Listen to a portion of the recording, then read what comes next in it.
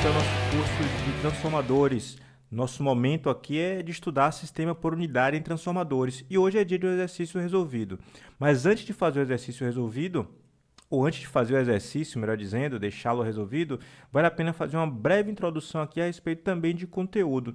Olha só, vamos contar aqui com o apoio de 4 equações que nós devemos preencher.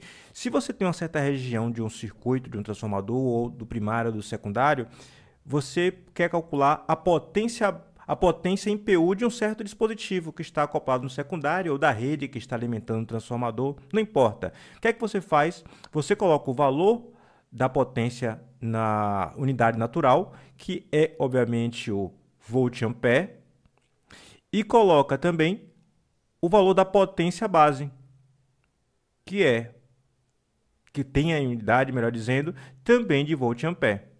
Então, você sabe perfeitamente que vai cortar as unidades, que você cortará as unidades, e o PU você adiciona uma unidade para não deixar nenhuma, afinal de contas é uma grandeza física, precisa de uma unidade padrão para todas.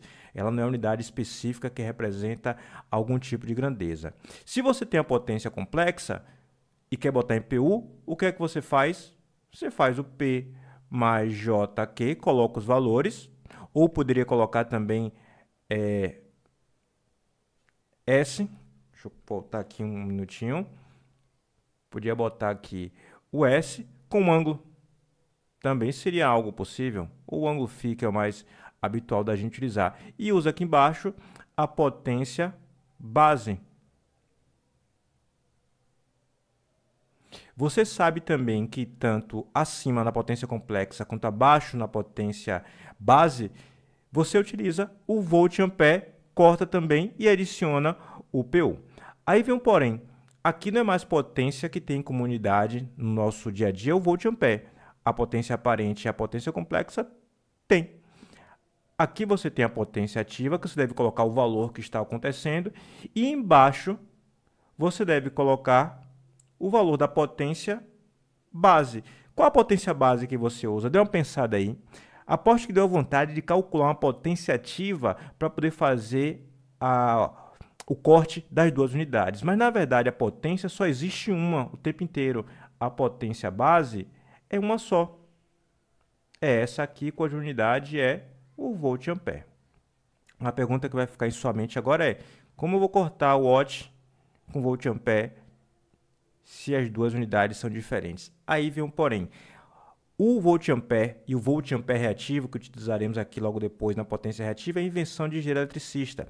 No sistema internacional só existe uma unidade para potência, que é o watt. O engenheiro eletricista inventou o volt-ampere e o volt-ampere reativo de tal forma que a gente consiga separar os tipos de potência, mas não tipos do ponto de vista de diferença física, porque são todos os três tipos elétricos. Os tipos sob o ponto de vista de uma é consumida, outra é aquela que fica oscilando, a que é consumida a potência ativa, que fica oscilando a potência reativa, e outra a potência complexa, que é a soma complexa de P mais JQ, e a potência aparente, que é, obviamente, o módulo da potência complexa.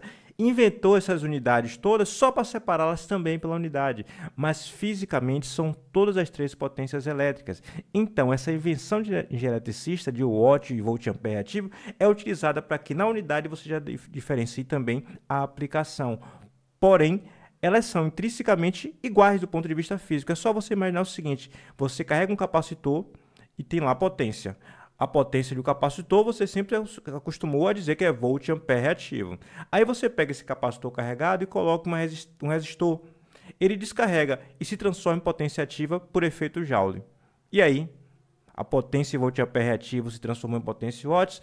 Na verdade, ela era a mesma potência elétrica que se transformou em calor. No final das contas, o volt-ampere reativo é só uma unidade que a gente inventou e somente nós, engenheiros eletricistas, utilizamos. Vou seguir aqui adiante. O P em QU será o Q, cuja unidade que a gente faz uso é o volt-ampere reativo. E aqui você vai usar como potência a potência base, cuja unidade é o volt-ampere. Mais uma vez, você não vai ter nenhum pudor em cortar as duas e colocar o PU, afinal de contas, volt-ampere reativo e volt-ampere são fisicamente a mesma coisa, tanto é que é 1 para 1, né? Aqui também é 1 para 1. 1 watt vale 1 volt-ampere, 1 VAR vale 1 volt-ampere. A gente não vai ter nenhum pudor em fazer isso aí. Bote isso na cabeça, utilizaremos isso já hoje no exercício. Foi prometido o exercício e a gente precisava só um pouquinho de teoria para poder resolver o exercício. Aqui eu vou pegar esse circuito e fazer uso depois, na hora de solucionar o exercício. Mas antes, vamos fazer uma análise aqui desse circuito antes de a gente ir para o enunciado do problema. Aqui eu tenho em verde a parte que representa a fonte e a rede elétrica, por exemplo, e aqui uma impedância que representa a carga. Tudo que está em preto é o transformador. Aí vem um porém, a gente tem que colocar em mente, isso aqui não é uma impedância externa ao transformador, é uma impedância de curto-circuito, que a gente já bem viu na aula que tratamos de ensaio de curto-circuito. Ela representa a queda de tensão nos condutores das bobinas do primário e do secundário. O transformador ideal, dentro do modelo transformador real, ele representa exatamente a variação de tensão, ou melhor, a transformação de tensão. Ele é que permite que você, no modelo, represente o aumentar ou o abaixar de tensão. Então, tudo isso aqui em preto está dentro do transformador. O que nós vimos na aula passada foi o trafo ideal, mas nós vimos que em PU, tanto faz se a impedância está no primário ou no secundário. Ou seja, se você pega ZC e transfere ao primário, em PU, você não precisava nem ter feito isso. Afinal de contas, em PU, ela referida ao primário e ao secundário tem o mesmo valor. Daí, a gente ter posto em mente que a gente não precisa fazer a representação do trafo ideal hora nenhuma. Da mesma forma, se você faz a representação de ZC, de Z equivalente, a impedância interna transformador, impedância equivalente série transformador ou impedância de curto-circuito, e coloca ela no secundário em PU, ela tem o mesmo valor que no primário em PU, ou seja, ela está automaticamente calculada em PU para qualquer um dos lados que você faça a conta dela. Isso é importante porque também utilizaremos na simplificação do modelo. Vamos então agora, finalmente, ao enunciado do nosso problema. Vamos lá. Aqui eu tenho um enunciado do nosso problema. Opa, aqui, ótimo. Qual é a tensão na rede em volts no caso de um trafo abaixador? O trafo tem os seguintes dados nominais: 380 volts para 220, 15 kVA, 60 Hz e ZCC 0,02 mais J 0,03 PU por unidade. É assim que na prática você vai encontrar o valor do Z equivalente, do Z de curto-circuito. Os fabricantes já dão os valores em PU. Nos testes de ensaio aberto de curto-circuito, já é feita a conta para que você utilize em por unidade. Estamos chegando no nível mais profissional do nosso curso. Então vamos lá. O trafo abaixador alimente uma carga de 10 kW e fator de potência 0,8 indutivo, quando nos terminais da carga é medida uma tensão de 215 volts. Então nós temos o seguinte cenário: o transformador é abaixador, 380 para 220, 380 para 220 são os valores nominais, portanto, são esses valores aqui, ó, de especificação. A potência aparente nominal do transformador é 15 kVA, 15 kVA, e V2 está no momento em 215 volts, quando a carga, aqui é representada por ZC, mas no fim das contas ele não deu a impedância da carga, ele disse simplesmente que a carga consome a potência de 10 kW, com um fator de potência de 0,8 indutivo. Vamos fazer o seguinte, vamos começar a resolver esse problema por unidade. A solução, portanto, já depende de cara da gente fazer a modelagem do problema em PU. Vamos fazer isso.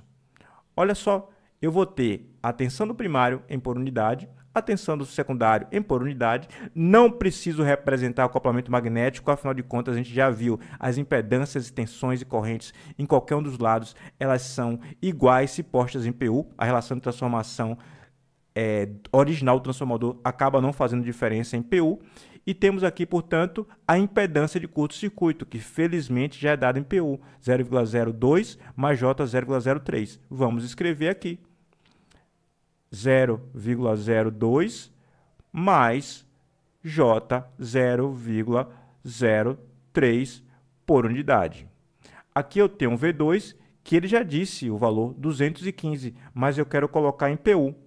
Então, V2 em PU vai ser igual a V2 sobre o V base no secundário. Quem é o V base no secundário é igual ao V nominal do secundário. O transformador é 220, ou desculpe, 380 para 220. Vai ter 220 no secundário.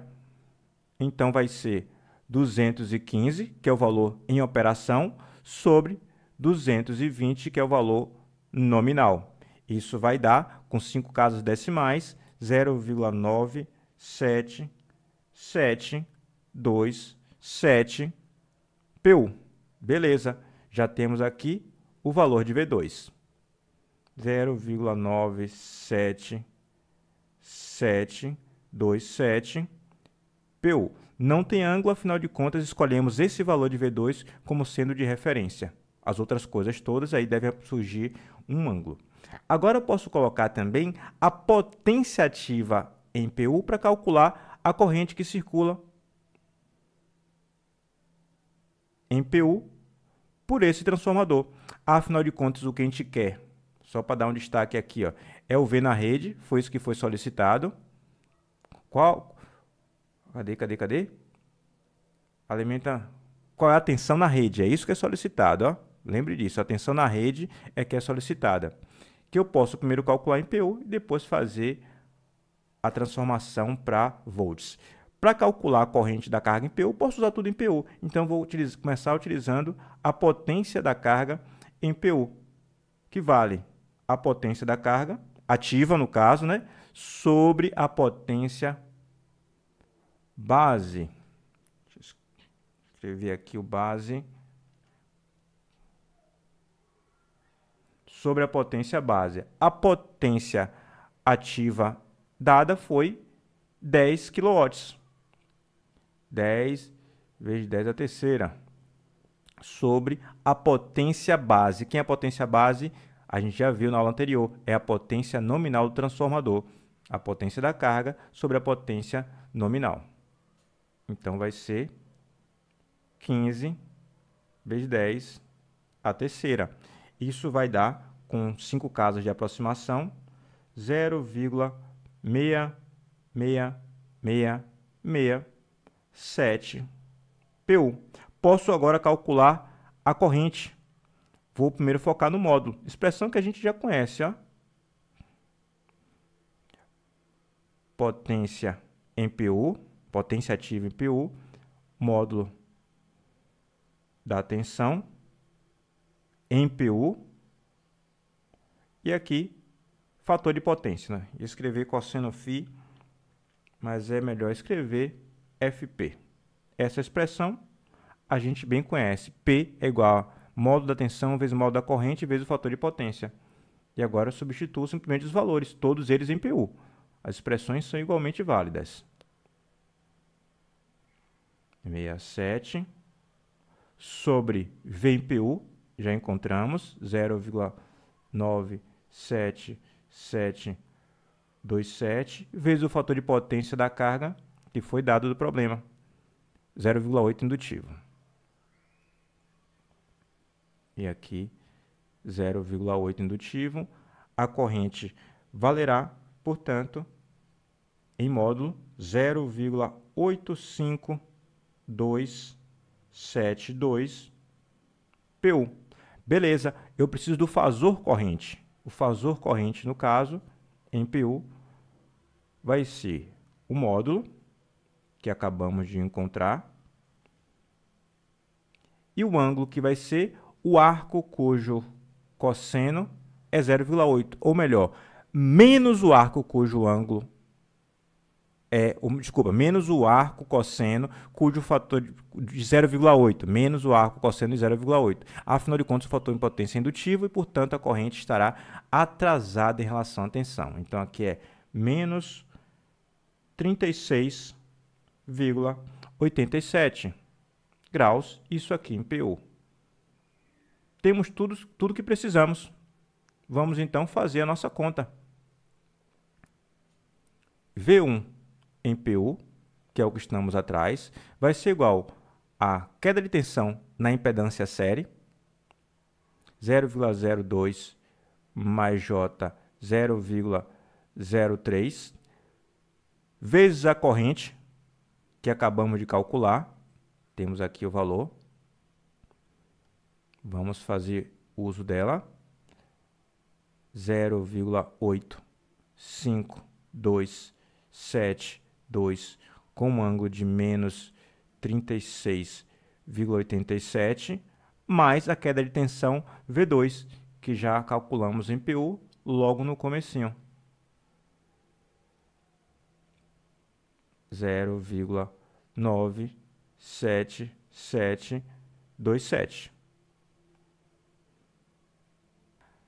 Pronto, é só você fazer essa operação matemática. Vai encontrar que V1 em PU será igual a 1,00631 com um ângulo de 0,583 graus, e o valor encontrado foi em PU. Não foi em PU que foi solicitada a tensão na rede, que é, no caso, a tensão no primário. Foi solicitado que o valor seja em volts.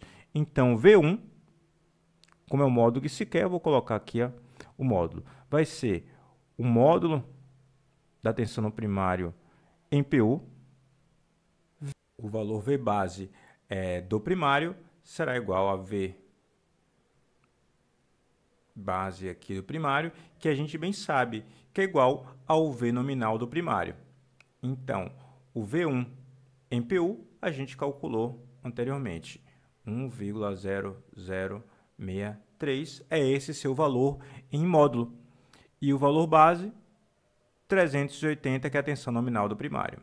Fazendo essa operação, a gente encontra 382,3995, ou se você quiser, aproximadamente 382,4 volts. É essa a resposta solicitada. Veja como em PU a gente consegue tirar algumas conclusões de cara sem saber valores nominais do transformador. A gente tem aqui, por exemplo, o fato de que o transformador opera com 97,7% da tensão no secundário, quando a tensão no primário já está acima do nominal, já está em 100,6%, foi isso que a gente encontrou, e a corrente ainda está em apenas 85,3% mais ou menos do nominal. Ou seja, quando essa corrente for a 100% do que o transformador suporta, a queda de tensão ainda será ainda maior. A tensão no secundário ficará ainda menor. Obviamente, considerando que o fator de potência se mantenha, porque a gente já bem viu na aula de regulação que se o fator de potência se tornar mais próximo de 1, a queda de tensão acaba sendo a queda de tensão na impedância interna do transformador, na impedância de curto-circuito, na impedância equivalente série, a gente dá diversos nomes, a queda de tensão acaba sendo menos representativa. Bem, é isso que eu tinha para a aula de hoje. Aguardo você na próxima aula. Até breve!